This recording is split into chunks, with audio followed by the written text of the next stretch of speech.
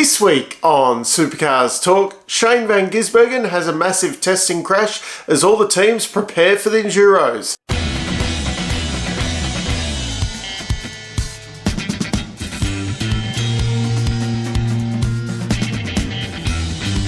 The big news this week is that Shane Van Gisbergen had a brake failure while testing at Queensland Raceway, which led to a fairly decent crash into the tyre barrier. This was apparently, they were doing some brake pad change testing, and potentially one of the mechanics knocked the fitting while they were doing the brake pad change, which Shane went out and put his foot on the brakes, and it went to the floor as all the fluid pumped out of the system, which gave him no pressure.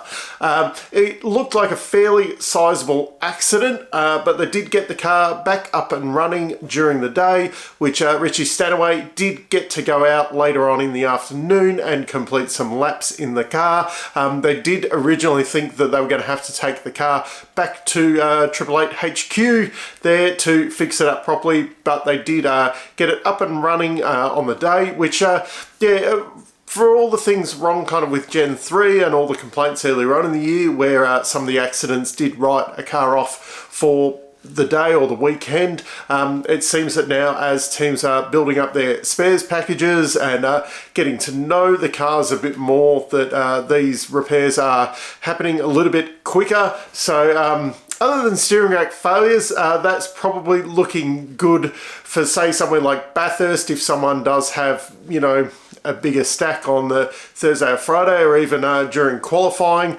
we should see a full field on the grid for the 1000, whereas earlier on in the year you would have thought if someone had a sizable accident, say on the Thursday of Bathurst, that maybe they wouldn't make the race. But yeah, glad to see no one was seriously injured or anything, and they did get the car back out and running. Another piece of the driver market for next year has been confirmed. Cam Hill will be at MSR for multiple years, whatever that means. That probably means that he's there for at least 2 more years. Pretty promising rookie campaign. There's been a few, I suppose, standout qualifyings. Race pace needs a little bit of work, but as far as rookie goes, he's not doing too bad a job and seems to be getting stronger as the year goes on. The big question mark there, though, is who's going to be his teammate. Basically, every free agent at the moment has been bandied about for that seat, which is, you know, pretty normal at this time of year with only a few seats. Well, there's quite a lot of seats that aren't properly confirmed, but there's not so many that are really up in the air. There's a lot that, although not confirmed, we pretty much know what's happening there. The wraps have come off the Blanchard's wildcard entry for the endurance races. Racer Industries, which is a Blanchard family company, will be sponsoring the car for the endurance races. It's a pretty clean looking car, very plain looking compared to their normal cool drive car. I was probably expecting a little bit more. Big surprise with Jake Kostecki in that car that there's no Arco World anywhere. Maybe it's a bit of a silent deal. Yeah, but at least, although it is just another Blanchard family business, at least they are throwing their money into the category. They are seeing the value of sponsoring cars out there on track. Yeah, not a bad looking car, just a bit plainer than what I was expecting after they do such a good job on the cool drive car each year. And probably the biggest story of the week, which initially seems like a little bit of a small thing, but it will make the endurance races that little bit more interesting. No compulsory stops. So they do have to obviously make pit stops during the races, but back in the first year of Car of the Future, all the way back there in 2013, they made that Sandown had to have 3 compulsory stops and Bathurst 7 compulsory stops because the Nissan and Mercedes like to drink fuel faster than what the Holden and Ford engines at the time did. So they brought in a minimum amount of fuel stops during the race. This has been taken away. So yeah, everyone will probably make the same amount of stops in the end because that's what the team, but there is that little bit now. Teams could potentially do Sandown on 2 stops. They will probably end up doing it in 3 or 4, depending on where safety cars fall, tyres, things like that.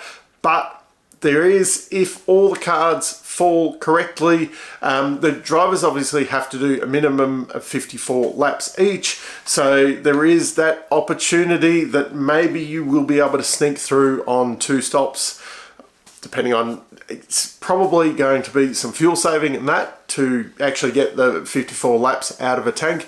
But there is that opportunity that you probably could just kind of eke it in. So it will be interesting to see whether teams go for that kind of strategy or whether they go all blazing, we're going to do multiple stops because the soft tyres are not going to last the way we want. But I'm just really happy that now, years after we've had, Mercedes out and then Nissan's out of the field, that finally we finally dropped that kind of minimum fuel stop regulation, that that then became a rule for the sake of having a rule, really, and took away that interesting where teams could go for a slightly different strategy to the other teams. Now for Sandown, how exciting is it to have 2 endurance races once again this year? Just look at the grin on my face. So Friday, 3 practice sessions, one of them co-driver only. Saturday, 1 practice session, 20-minute qualifying session, and a top 10 shootout. Sunday, there'll be a 20-minute warm-up in the morning, followed by the 500-kilometre race. Last time out was all the way back in 2019, and it wasn't the Bathurst warm-up race. It was actually in November after we'd had the Bathurst and Gold Coast Enduros. It was the final Enduro of the season, which was very, very weird. The race was dominated by Triple Eight.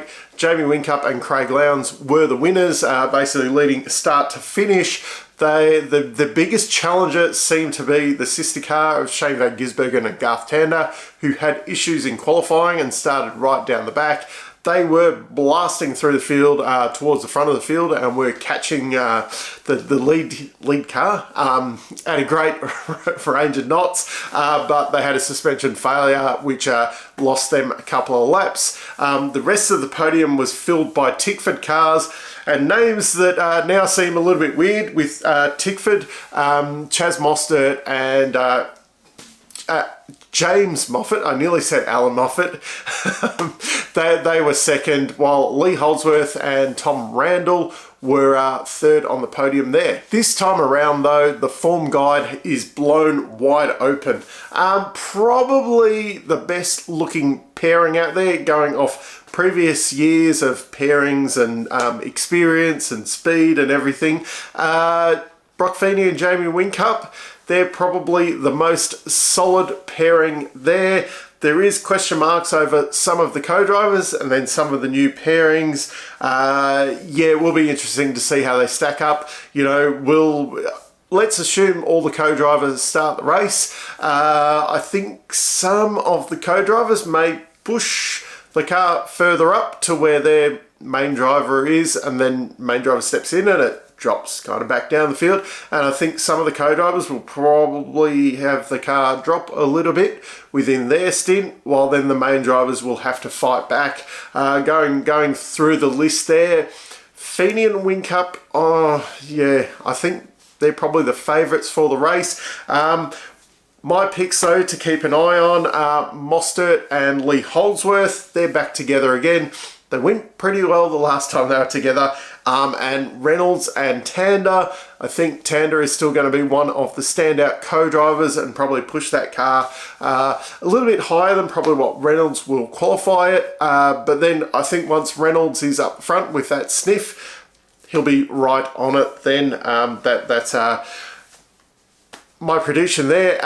Also, I predict at least one of the 3 Tickford cars to be right in the mix. The 3 of them have really strong co-driver lineups as well. And yeah, the bigger questions, I suppose, will the Erebus co-drivers be strong enough? The DJR guys, there's always a bit of a question mark about them. Is someone like Warren Luff going to spring a big surprise? Yeah, there's too many names. You could nearly mention most of the combos. Heimgartner and Wood, very, very strong partnership there. So yeah, this is good though, having this race, because then at least we've got a bit of a form guide leading into Bathurst. So that's my Sandown preview video. Down in the comments, let me know who you think's going to take out the win, or you know, who your favourites for the race.